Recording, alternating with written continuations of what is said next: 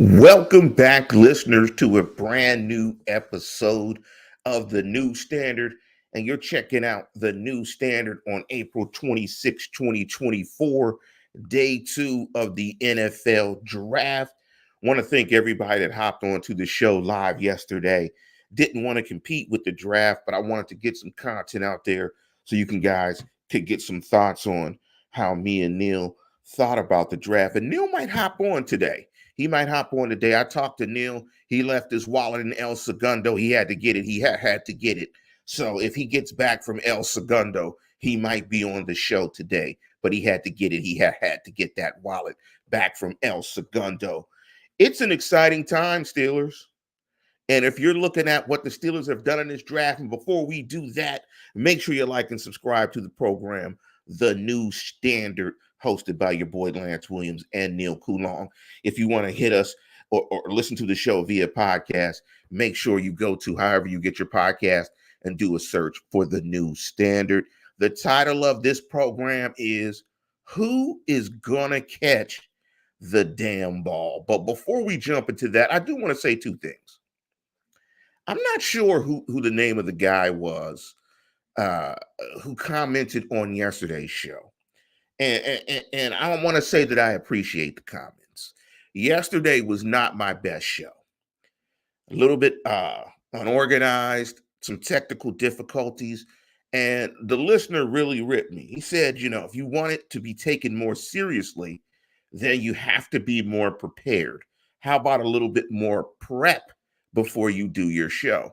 And thank you for whoever that was who made those comments. You're absolutely correct. Also, me and my pops were talking about the draft. We were going back and forth from the draft. And, my cynicism of being a longtime North Sider, we're both North Siders.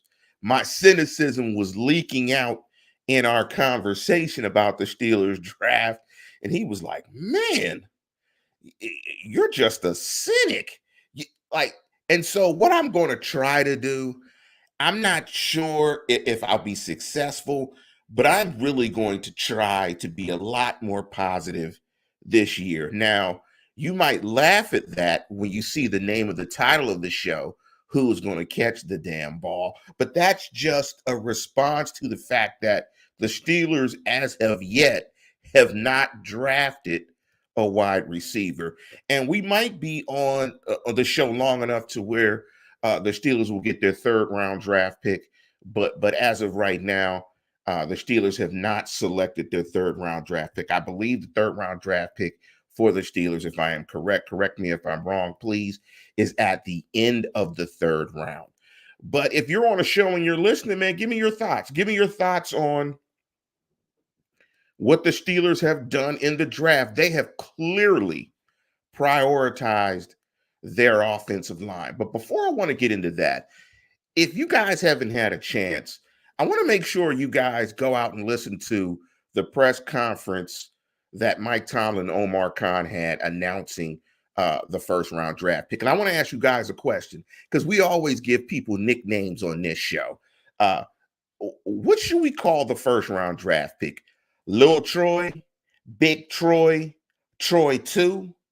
I think I'm going to go with Troy 2 or Big Troy. But for right now, the Steelers in the first two picks, they have drafted Big Troy and Zach Frazier, center from West Virginia. So clearly, the Steelers have prioritized their offensive line. When you look at their offensive line up front, a lot younger than it used to be. And if these guys can play, you fortify your offense up front for years to come. But what really resonated to me when I listened to the comments from Mike Tomlin, when he talked about the guy that they drafted in the first round, and he talked about players in general. He talked about how Big Troy, Troy 2, loved football, how he ate football. He loved it.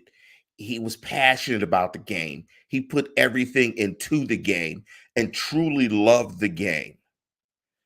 And also, he talked about his athleticism and that the combination of love for football and athleticism, and guys that go about it the right way are black and gold guys and guys that he's looking for. Mike Tomlin wants guys that are fully, let me say that again. Fully invested in football. He wants you with 2 feet in, 2 knees in, your whole waist. Damn, Tomlin wants your whole body. He wants everything that you got to give him for the game of football. He wants you totally in.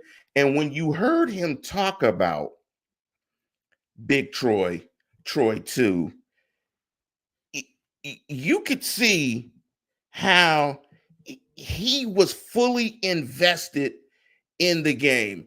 And so it's just amazing to see that the Steelers are going in that direction. But I'm trying to see, and right now, before I continue, Neil Coulon is paging me from El Segundo. He's got to get it. He's got to get it. I think Neil Coulon has left his wallet in El Segundo, but he found it, and he will find the wallet plus the link in his email address, which I sent to him a couple of hours ago. So hopefully Neil will pop in, find his email, and hop on into the program. But the link is there because he's got to get it. He's got to get it. But you could tell, the one thing you could tell about Mike Tomlin, whether you like Mike Tomlin or not, is Mike Tomlin is all in when it comes to football. He is fully invested in football, fully invested. And he is looking for players that are also fully invested. So when Neil hops in, I want to get Neil's perspective and his thoughts on the first 2 picks. Here's my issue right here. I love that they have fortified their offensive line. According to Dana Brugler in his draft guide, The Beast, Dane Brugler has him as the second-round draft pick, Zach Frazier as the number 3 center in the draft. And I'm going to read a profile real quick of him real quick, if you guys will allow me. And a lot of things that I've heard from other people that I know that are more familiar with the player than I am, they say he's a West Virginia guy, meaning he's hard-nosed, meaning he is a hard-nosed player. He is a hard-nosed, physical, nasty, dirty player that will get down in the dumps, in the trenches with you and fight all day. And let's go through his measurables before we go into the description of the player, just to familiarize some of you with his measurables if you're not familiar with the player. Zach Frazier out of West Virginia, 4th-year senior, 6'2.5", 315, ran a 5.24 40. We'll look up the RAS and probably post it on the group chat. I wouldn't be surprised if his RAS was green. That's definitely, the Steelers want green tiered RAS players. His hands are damn near 11 inches, 10 7/8. His arms 32 1/4. His wingspan 78 1/2. When you look at him in terms of the profile from Brugler, he describes him as this. His strengths are his sturdy frame with a stout and powerful base, displays initial quickness to immediately achieve proper leverage, highly decorated high school wrestler with 159-2 record. Wrestlers are fantastic offensive linemen. Creates movement in the run game with his massive vice grip hands and upper body strength to latch, torque, and turn defenders. Above average core strength to strain and extend rides. Uses independent hands to re-leverage and absorb a charge in pass pro. Impeccable work ethic, which dates back to middle school days when he built a home gym for himself. That's that West Virginia stuff right there. Remarkable toughness and aggressively attacked his rehab following his broken leg and was running at 9 weeks post-surgery. Trained at OL Masterminds with Duke Manyweather. accomplished in the classroom, and a football junkie with the willing, necessary wiring to handle the rigors of the position. A scout is quoted as saying, I started texting our O-line coach clips of Zach in the summer. He's going to love him even more when he meets him. Started 46 games as well. Some of his weaknesses are listed as his arms measured longer than what his tape suggests, overextends at times on his reach blocks, needs to do a better job of fitting and staying attached at the second level, inconsistent recoveries and pass protection if the punch timing isn't precise, gives up the edge too easily, and needs to be a hair quicker adjusting to switches off of blocks. I mean, everything sounds good. Here's the overall summary. 4-year starter, starting center, and Neil Brown's balanced scheme using both zone and gap principles, put together an All-American campaign. During his time in Morgantown, started 37 consecutive times before he broke his leg. Overall, might not be the best athlete according to Brugler or length, but he is good enough in those areas and will win over NFL teams with his core strength, football IQ, competitive toughness, and understanding of leverage.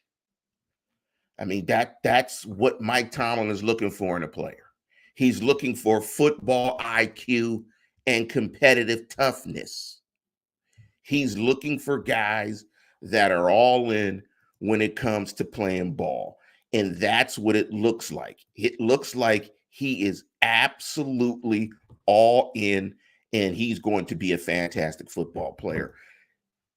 Now, I don't know if the Steelers, because I'm actually doing the show live, so I'm not necessarily following the picks. I'm hoping that the Steelers, although I like the fact that they fortified their offensive line, I love that they fortified what they're trying to do up front. You know, that makes all the sense in the world to me. But at some point in time, they've got to address the fact that they don't have many offensive weapons.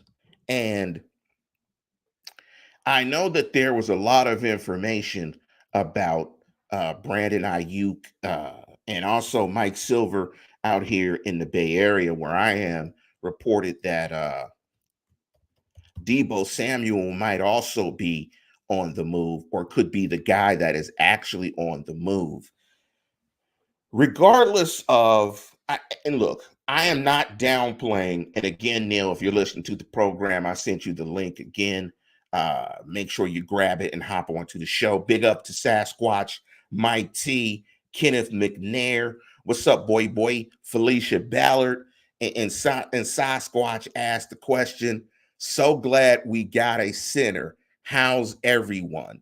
Well, I mean, I'm glad they got a center as well. I mean, it was an absolute need. I mean, again, drafting centers and tackles, like I said yesterday, is like taking a 6 to the prom. But I know guys that took 6s to the prom and had a whole lot of fun. Had a whole lot of fun. I mean, 6s deserve dates too. And those are tackles and those are centers. And although, you can't get too excited about that. They have to build their interior of their offensive line. They have to build their offensive line. Big Troy is an upgrade to Dan Moore. You've got Jones.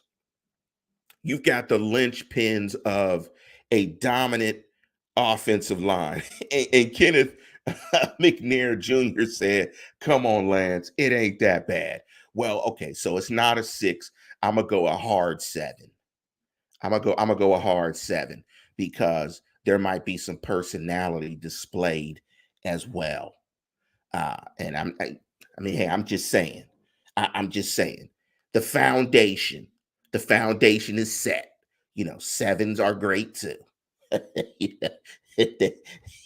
They're fantastic as well. And Kenneth makes an excellent point. They had weapons but couldn't protect the quarterback. Now, I will say this, surprisingly enough, I'll ask you guys out there on the chat, where do you think the Steelers ranked in terms of sacks last year? in terms of sacks given up. Where do you think the Steelers ranked? If you were to say you thought the Steelers ranked top 10 in sacks given up, you'd be right. The Steelers were smack dab number 10. They gave up less than 40. I think they gave up about 35 sacks, if I'm not mistaken. Um, but Darth, thank you, Darth Sniper, Mike M. I was right. They were 10th. And you'd be surprised because it was good in patches, but they had, there were some games where it was a tad bit spotty. But I think it got better and improved when they took Chooks out the lineup and they put Broderick Jones in there. What I think right now is if you could get that young offensive line to gel and grow together, man, that sounds like an excellent, excellent match with Justin Fields. If Justin Fields somehow can become the long-term starter with a solid offensive line, with a good defense, and now we got to address the question of the title of the show. Who is going to catch the damn ball? They have got to prioritize a trade for a wide receiver, in my opinion, or they have to get multiple pass catching weapons or options in this draft.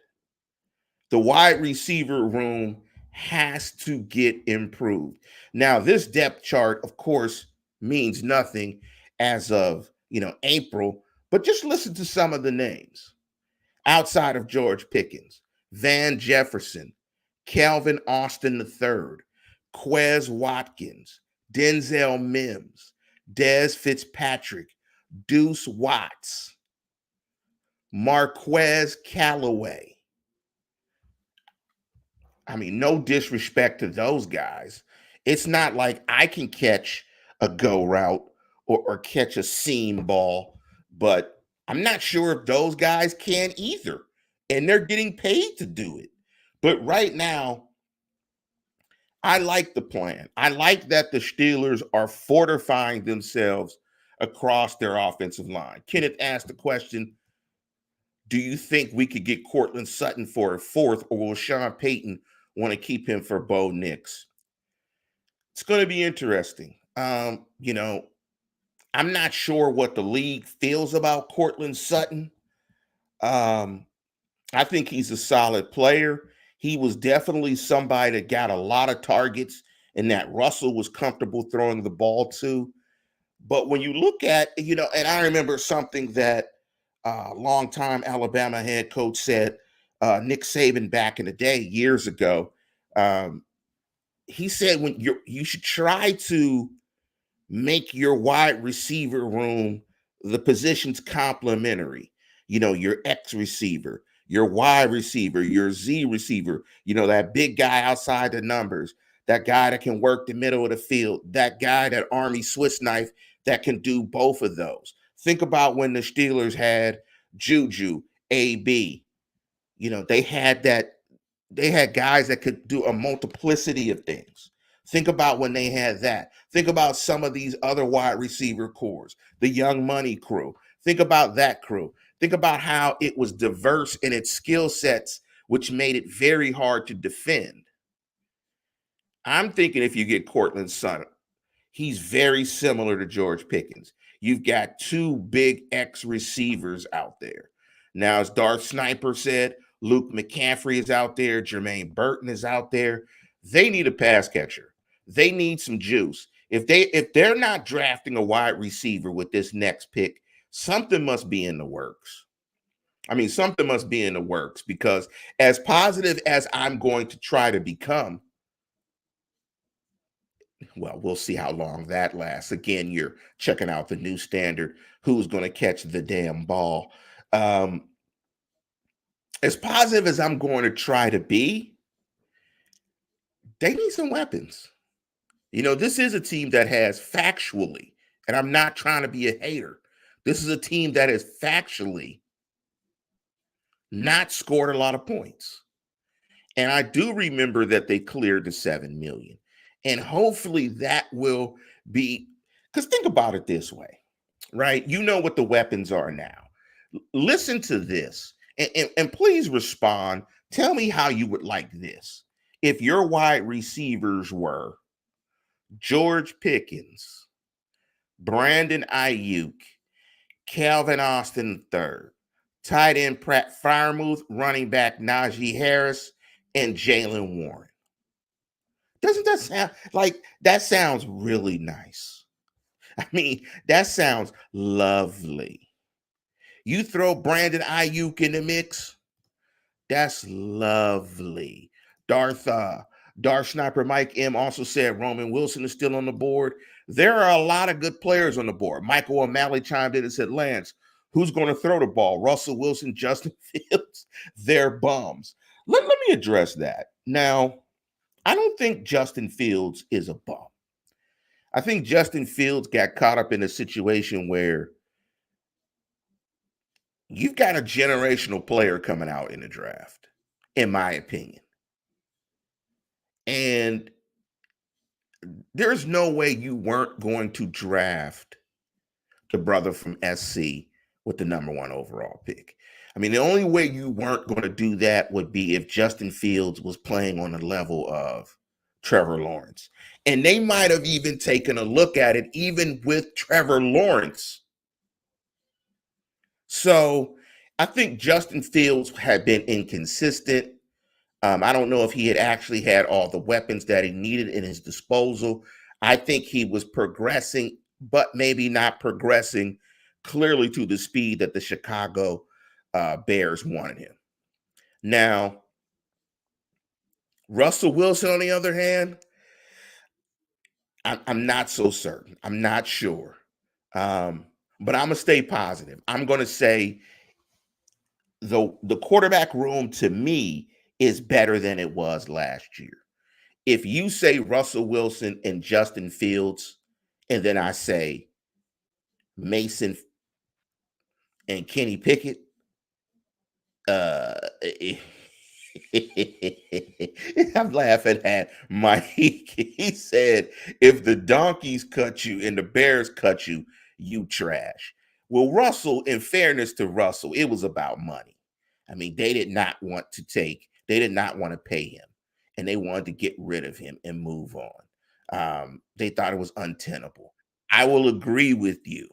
And we got my man, my partner, my mellow, the man, the myth, the legend. Let's see if I can pop him in here. I don't know why it says remove.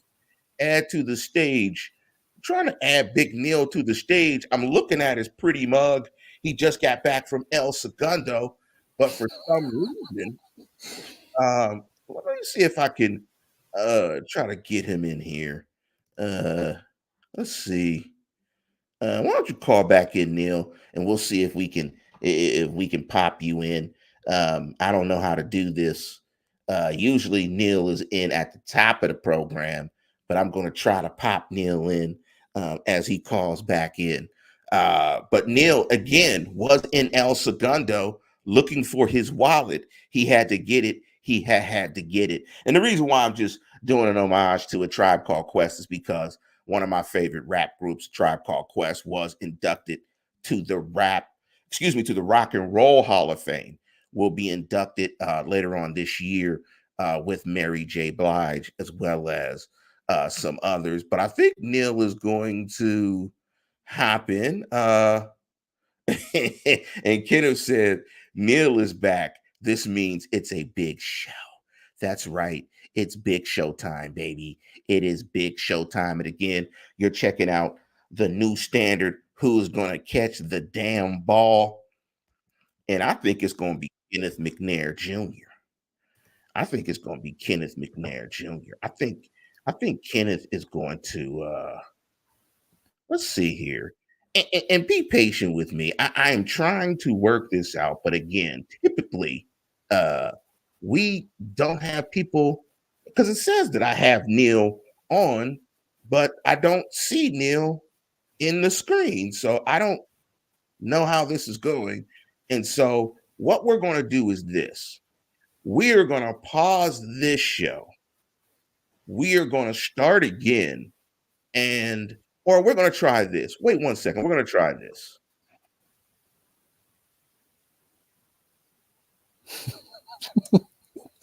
Oh, this is fun. Technology. We love it. I have a bunch of different equipment, so none of my background stuff is set up. I don't think that has anything to do with whatever Lance's problem is. I'm assuming we're live because it's telling me we're live, but it's good to be back. Thank you for having me. Super excited to be here. I hope you guys are as excited as I am about the next great Steelers center, Zach fucking Frazier, the West Virginian, the 4-time state heavyweight high school wrestling champion, kid who has never gotten anything less than an A in his entire life. And as I tweeted out before, you know damn well he's got some of that drunken West Virginian DNA that won us the damn Revolutionary War back in the day. Those are the guys I want on my team. That's Zach Frazier. Very excited. Huge pickup for the Steelers.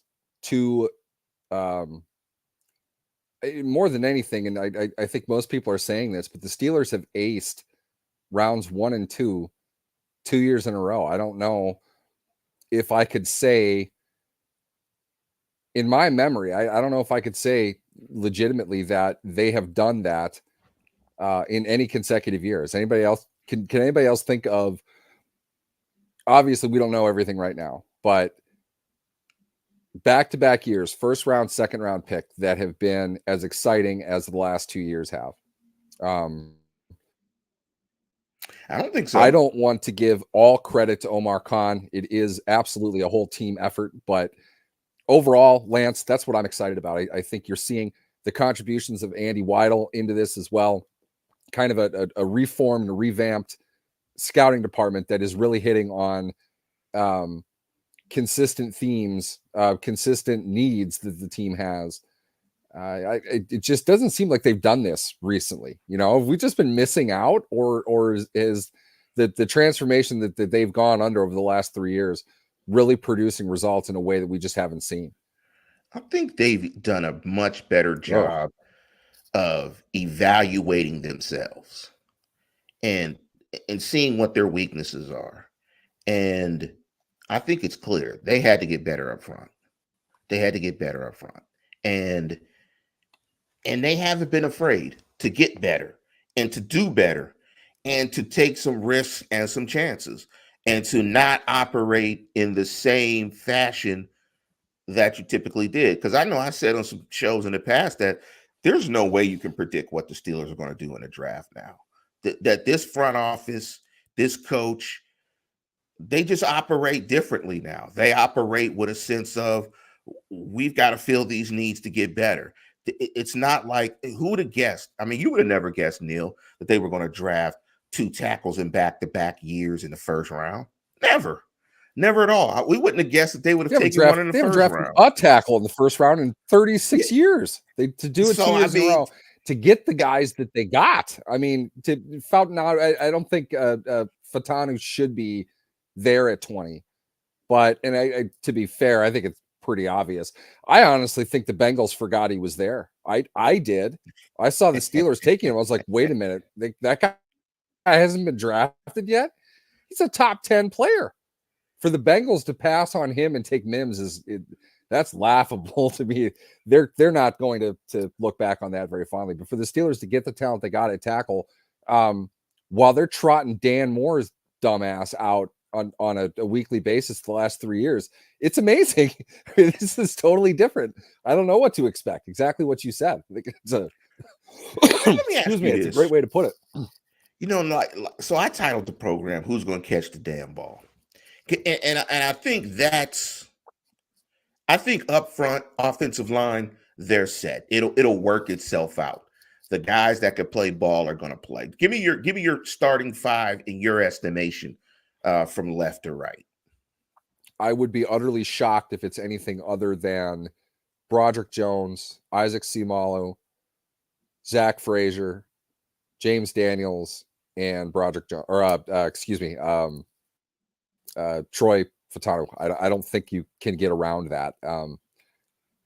Broderick Jones, you did not start immediately because he was raw, and we definitely saw instances of that inexperience early on. When he was playing left tackle right away, when he filled in for Moore, when he got hurt against Houston, he got taken to school, not even by veterans.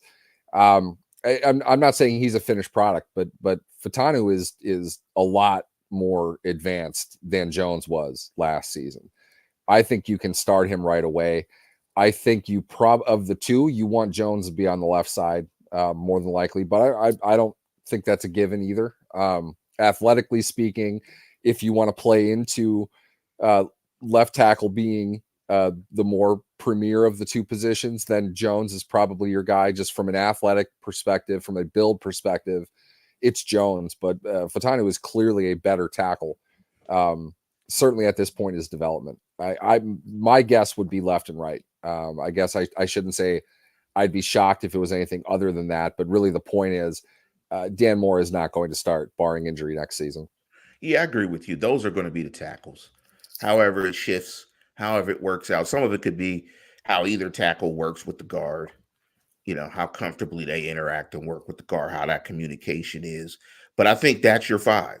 I mean, that's your five. Here's the exciting thing is if for some reason Justin Fields could be a starter and read coverages consistently, and I mean, all how those about little things that make a quarterback good? It'd be do all that. lovely. But here's the thing: even if Russell Wilson is a rental, essentially, and Justin Fields doesn't pan out, with the makings of a young, hopefully good offensive line, there is a foundation to bring in a young player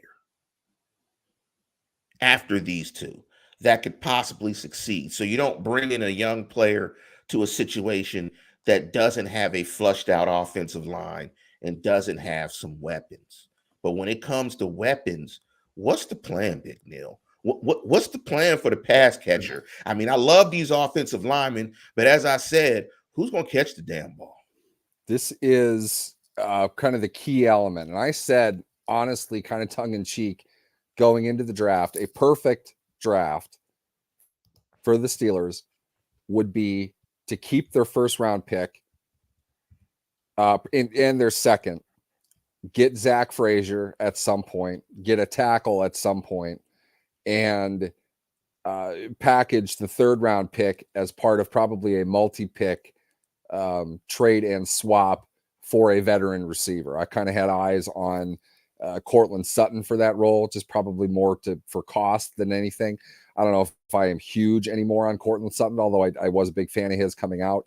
I don't know if he is exactly what the Steelers would need, especially considering they have to give him an extension, but they need to add to that room for sure. And for me, Lance, I don't think that can be a rookie. I don't think they got plenty of youth in that room, too much of it. In fact, if you want to look at right now, talent wise, George Pickens is the guy that's going to get the bulk of the targets. I don't know if he's ready for that just because, you have to give him a certain amount, obviously, otherwise he's going to pout and cry. But I don't know from a team perspective if that's the direction they need to go. I'd feel a lot better if they had a veteran in there. But my thing has been this whole offseason, they traded Deontay Johnson for a reason, not just to accumulate capital to make a move somewhere, but maybe that was part of it. They have to have an idea in mind. If it's not going to come from the draft, there are veterans available in free agency that they feel can be 100+ target guys for them. Where they're sitting right now, they have a deficient receiver room, which I don't know how many times we've even said that in the last 12, 13 years for the Steelers, but they're down. It's not because Pickens is not a good player or anything like that. He's just clearly he's got some maturation issues. It's hard to count on him game in and game out. So I think they would bring in another veteran presence, if anything, to not give him the sense that he needs the ball 16 times a game now. I thought Brandon Ayuk would be a great addition to what they're trying to do. I think he'd be a great addition to most teams. So that's going to drive his price tag up a little bit. I am not done yet tonight. I mean, we'll see here in a little bit when the Steelers come up on the clock in the third round if they're looking to deal that for a veteran receiver. That would have been my guess, but if that was going to happen, it was going to be probably before the draft started. We'll see. But they, to your point, they absolutely need to add another receiver. I just don't think a rookie is going to solve the problem. I think they can build some depth there for sure, like they usually do. At least one every other draft, they'll take a receiver. Wouldn't be surprised if they do that here coming up in round 3. But overall, I think a veteran is more what they need right now. And it's been very offensive heavy. They definitely needed to build up this offensive line. And now I think legitimately you have a shot at being one of the best offensive lines in football next year, if not later on this season. So definitely a positive thing. But yeah, you got to get dudes catch the ball too. You got to get guys to make plays. I'm not sure if they have that yet. To your point, Neil, and let me echo it with this. It's did you watch the show by chance, Neil? The 3 Body Problem that was on Netflix. Like Body sci-fi, Problem. the 3 Body Problem. I'll be honest with you. I have this weird thing. I don't remember the names of the shows that I watch. I definitely know it sounds familiar, so I probably did. But which one is it? It's a sci-fi show where these aliens come and try to take over the world because they're getting hunted, and the universe is like the dark forest. Everybody in the universe is hostile, so you never should try to make contact. Anyway, so this is like the world where Zach Frazier was bred and carved. I'm going to watch this now because now I can tell this is obviously about Zach Frazier. So, but the Steelers have a 3 body problem at the wide receiver position. Like we've always said it, that when you're trying to replace a guy like Deontay, it's not that he was a star. It's the fact that he got 640 targets in 5 seasons. In 2020, 144. And he missed time too. Keep that in mind. Remember that stretch of time where he got hurt and missed a quarter of like every game for 2 years. He never made it through a whole game. In 2021, 169. 22, 147. Last year, 87. 639 targets, 391 receptions. It is an issue of targets. Where do the targets go if you don't have the players? Where do they go? Some might say they're just going to run the ball, and I'm not against that idea, but I think what it comes down to, this is a favorite stat of yours, Lance. How many pass attempts is Russell Wilson going to have? God, dude, we haven't done this show in so long. I haven't talked at all about Russell Wilson. I haven't talked at all about Justin Fields. It feels weird to say this sitting where I am. This is usually where I am. I just have a screen up. But Russell Wilson is probably not I don't know if it's a good thing if he has to throw the ball 550 times a year. That's probably not going to be advantageous. And the thing is, though, we know, as reported earlier, the Steelers kicked the tires on Deebo Samuel, finding out, I guess, if San Francisco was serious about trading him. They are looking into a veteran receiver. So in that sense, that they don't feel it's complete. But how often are you going to throw? I think Johnson, it's not like Johnson retired. They didn't cut him. They traded him. So they had a specific intent to move him off of their roster this year. They had to have a plan to pick that up one way or another. Is that going to be a combination of both Najee Harris and Jaylen Warren getting 250 carries? I mean, is this going to be 1940s football again? Or is Wilson just going to throw until his arm falls off, which could happen? Well, I'm going to, and I hate to say this because I declared before you came on that I'm going to try to be much more positive this year. Really? That my dad said, man, come on, man. He said, man, you got to be more positive. He said, you got to be more positive, man. Come on, you got to have some optimism. So I'm going to say this. The Steelers don't want Russell Wilson on the ball. Is this the positive way to say it? So, but So what they do need is somebody that's going to get a lot quarterback who can throw the ball might be out of those attempts. We're What's your being thoughts? positive. So let me ask you this: since you said you haven't talked about Russ, I watched Russell Wilson's entire season. Now that says something about me. I am going to.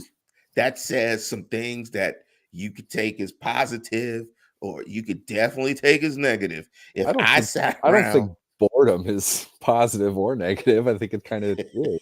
It that definitely is the. sounds like you were bored. All I say is, when Russ's back foot hits, man, you have no idea where the ball is. Wilson's back foot hits the ground, man. Bad things are gonna happen. It's like you know it's like you could almost close your eyes and go, check down, check down, check down, check down, throw outside the numbers to Cortland Sutton, check down, scramble, sack, scramble, check down, check down. Like it was so it just became predictable. It's like it was to the point where people, I had some guy get at me on X or Twitter, quoting his touchdown stats to interception stats, and I was like, dude, I really can't argue that because I can't really remember any of the touchdown passes. To be quite honest, like the touchdown passes just blended in the background. The only touchdown pass I really remember from the season, there was one to Cortland Sutton in the corner of the end zone. I forget who that was against. And then there was a Hail Mary touchdown. I was like, other than that, the touchdowns were sprinkled into, in my opinion, very inconsistent play. He had so it didn't feel. Touchdowns, I think in that game they lost by 50 points. So yes, those get counted within stats too. Cumulative stats tell you these kind of false impressions. At the end of the day, give me Russell Wilson's stats up and down. Okay, please keep telling me how much better he was than Kenny Pickett. Because here's what I know: neither of those players play with the teams they played with last year, and there's a reason. Okay. Poor Broncos just had to draft Bo Nix 12 overall because of the fact they couldn't land another quarterback. Probably blame Atlanta for some of that too. The reality is neither of them were productive enough for their teams to think of them as the locked-in starter going into the next season. That in itself means you failed. I don't give a rat's ass how many touchdown passes you threw for. At the same time, I don't really care how many you didn't throw for. What can you do? What do you look like? What are your physically, what does it look like when Russell Wilson drops back and throws a football? That's what I looked at. I didn't watch as much as you did. He looks labored. He's not half the athlete he used to be. And he was not the scrambler that he was made out to be. He moved well in the pocket. It's not like he was a 500-yard a season running quarterback.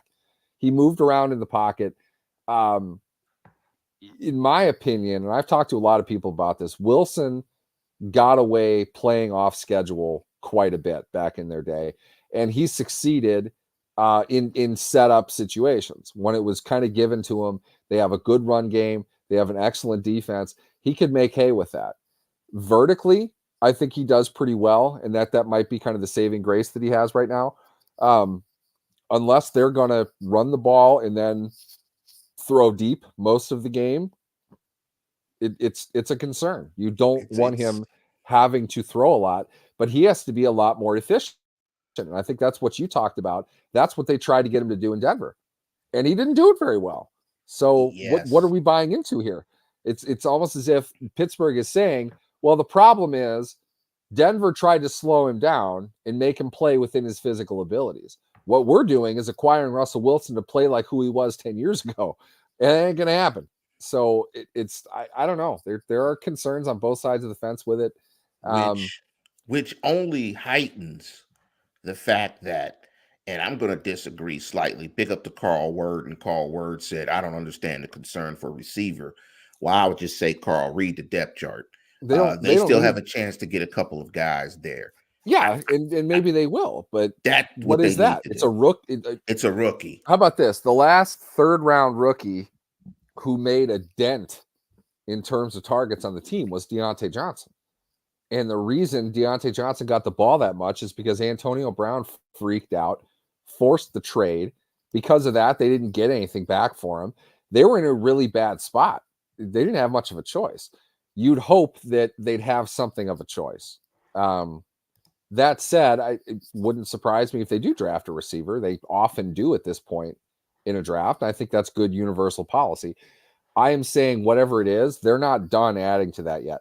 Van Jefferson was not brought in here to get 130 targets this season. No, they can't be. And even the guys that they do have on the roster, you don't want, 100+ targets to get distributed to those guys anyway.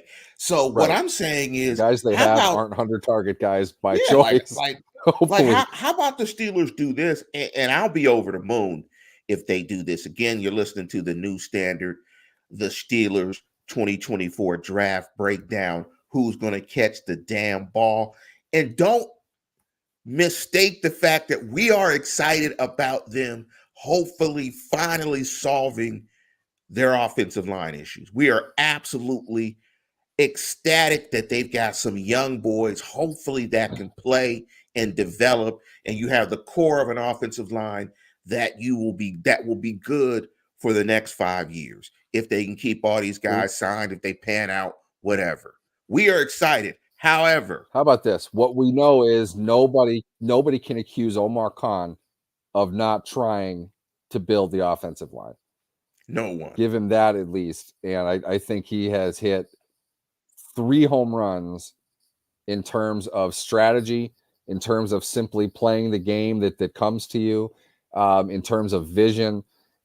Zach Frazier is a first-round center if his arms are 2 inches longer.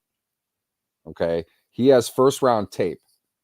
He is a badass. He plays the game like a damn man. Okay? We want that in a rookie. We want that in a center. We haven't had that in a long time. He's mean. He's tough. He's aggressive. He's a leader, and he's a smart guy that knows the game. Unfortunately, he's born with the defect of not having 34-inch long arms, which isn't really a problem for most other people. But who else had short arms? Jason Kelce. That's why he was a 5th-round pick. Frazier has first-round tape, and he's just not a physical god. Did you hear in his profile? And Anthony Picano, if you're listening to the show, we are excited about the Steelers fortifying their offensive line. We are not complaining. We just know that they need receivers. They need some weapons. As good as the offensive line, I think, will be. I'm not complaining. They don't catch the ball. We're not complaining. We just want them to make a move to break.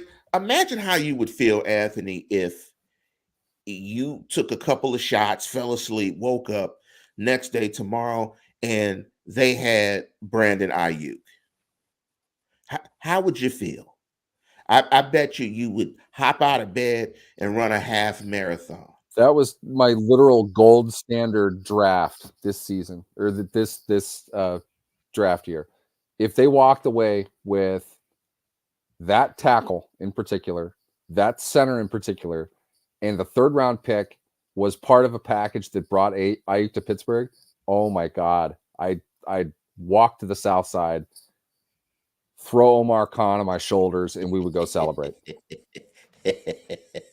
Because that is an absolute A+ draft. And last year might end up being, it has the potential of being one of their best, like, fortifying drafts of all time.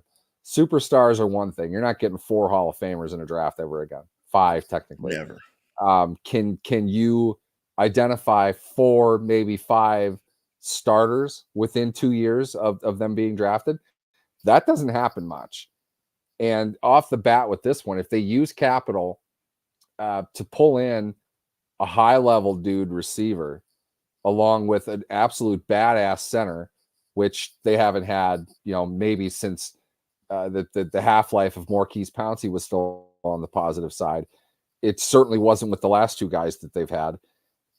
To do that, oh my God, it's just huge. Absolutely. Yeah, huge. like I am absolutely satisfied that hopefully at this time next year, we're not talking about the Pittsburgh Steelers offensive line being a weakness. We're talking about it as a position of strength because, I mean, how awesome would it be? You get a very good veteran wide receiver like an Ayuk, and you then add a third round wide receiver that has juice that could play like a Juju that complements the room.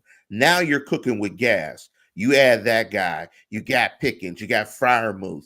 Now you're cooking the gas. I want to go into a question that we had about Freiermuth. Let me flip down. I didn't save it Yeah, I here. Let wanted me to ask you address this that as question well. from let me ask you this quick question from Kenneth while I look for that question. He said, Lance, do you think, and we'll go Neil, do you think Cortland Sutton for a fourth, or will Sean Payton want to keep him for Bo Nix?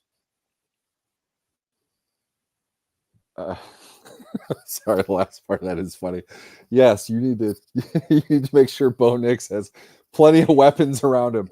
I think the problem is less what Peyton wants to do and more of what Sutton is kind of saying. Keep in mind, Zach Wilson's there too. He Sean Payton is so screwed. That's funny. I would think the issue comes down to the fact that Denver probably doesn't want to give Sutton an extension, and that's what Sutton is going to want. And if he gets traded, you better be prepared to give it to him. So a fourth, it seems a little light to me, to be honest, but you are going to have to pay him again. If the Steelers could get Sutton for a fourth, holy draft, that's phenomenal.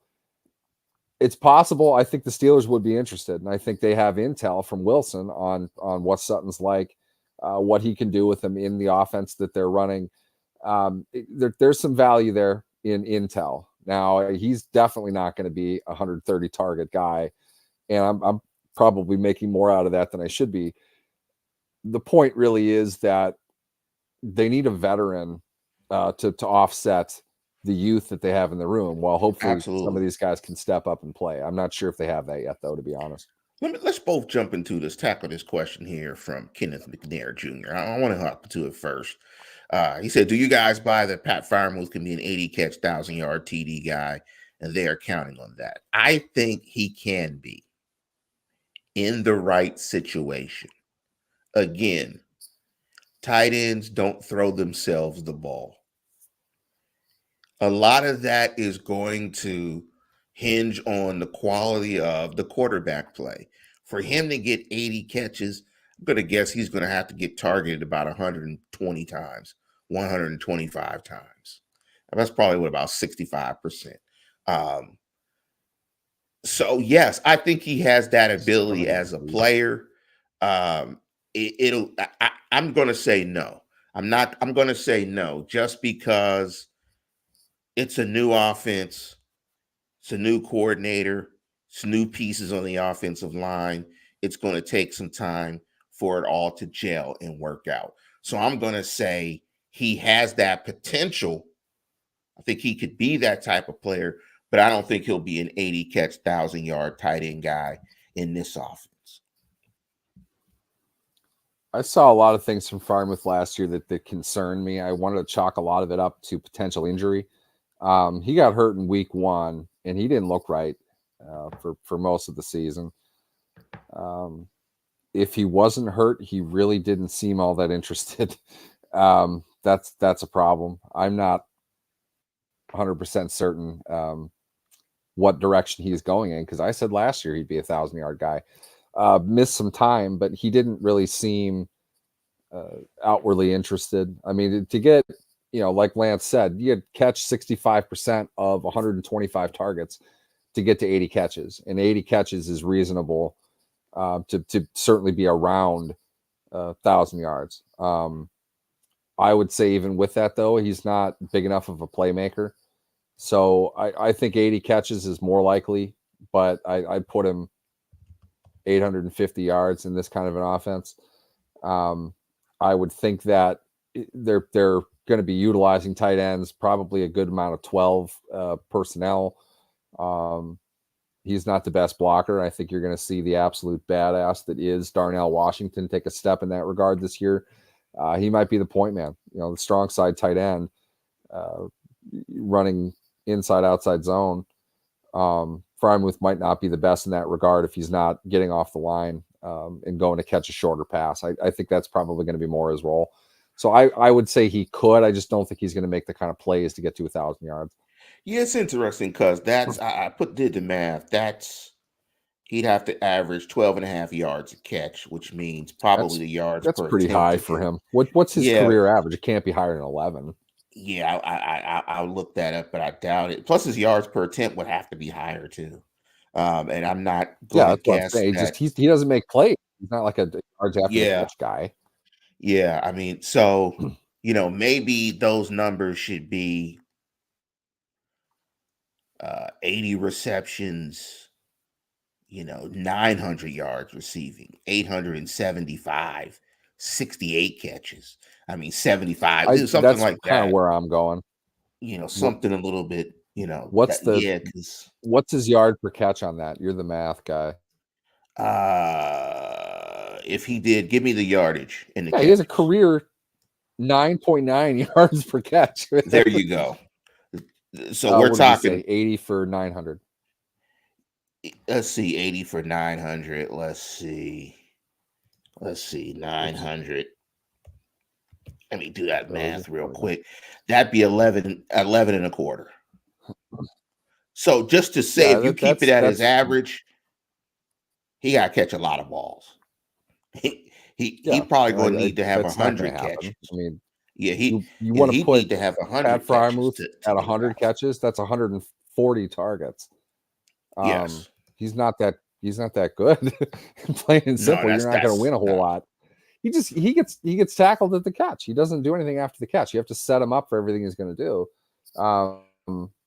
Connor Hayward's the inside player who would make plays. He can get down the field. He can run the seam better than Frymuth can.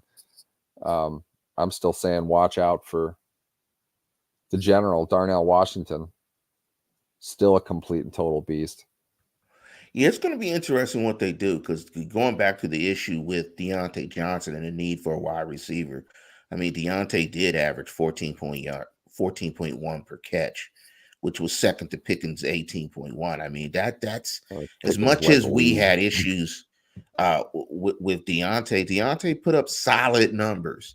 And so that's why, again, it's going to be very important for them. Deontay wasn't traded because of his production. It's okay. Yes. We all know that. It was probably that time that he, didn't even notice the fumble going past his ankle, despite all the defensive players running his direction. And he was traded for saying he wanted Mason Rudolph. They said, wait a minute now. Wait a minute now. It's ironic because Mason Rudolph made George Pickens' career, saved his ass. He said, wait a minute now. Wait a minute now. We talked about this back when he signed that contract that he had, how weird it was going into the third year. It was completely upside down.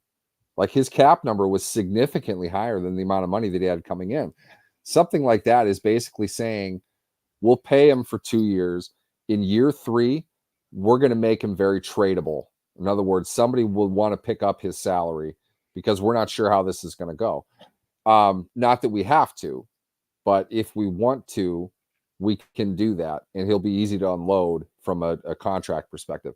His contract was drawn up specifically to do that. As you might recall, he like, I don't care what you call this. It's a holdout. All right. He was at practice, not doing anything. He's intentionally not participating because of his contract. He was holding out 2 years ago, forcing the extension, which is ridiculous for where he was at that point. Overall, he was just, God damn it. Sorry, I screwed up something for work. Well, to Corey Hatcher's point, I hate this thing. It's a long story. I promise I will reveal what I am doing at some point here. I don't need a picture. Thank you. You did something wrong. Here's a picture of it. I believe you. Yes, Neil is back. Neil is back from El Segundo. Sorry. So Corey Neal was in El Segundo. Deontay Johnson was no Deontay Johnson was a 3rd round pick, and he's a good player. Nobody says he's not a good player. He's just kind of a, sort of a jerk. I don't think people endeared themselves a whole lot to Deontay Johnson as a player or a teammate. Yeah, and they sent him to play with a quarterback that's even shorter than him. But we're going to get out of here. We hit the hour mark. Unfortunately, we can't stay on longer. Exactly, Corey. He left his wallet in El Segundo. He had to get it. He had to get it. The Steelers will be picking later on in this 3rd round. We will probably hit you with a show. I don't know if we'll do it tomorrow. We might do it Sunday. Probably do it Sunday just to wait for the rest of the draft to complete so we can talk about the draft in its totality. Give a little air to breathe so we can get all the picks in so we can look at the complete picture and the totality. Corey, you're on late, but I'm trying to be more positive this year. Hence the El Segundo. I gotta get it. I got to get it. And Corey, as an offensive line coach, I know you love the first 2 picks. If you've seen some Zach Frazier, when we come back on Sunday, I would love to, send me something that you've seen, that you see and what you like in his game. You can send me something in terms of what you like in both offensive linemen's game. What do you think the Steelers are getting? Because you coach the position. So it'd be great to get your perspective on it. But with that, we are going to conclude the program. The ball and goes looking for dinner. That's what he does. Yeah, baby. Yeah, baby. Man. Yeah, baby. Who's going to catch that damn ball? And we know it's not going to be Lance and it's not going to be Neil. We do know that. We do know that. But with that, we're going to conclude the program. And as always, tune in, tell a friend, and subscribe.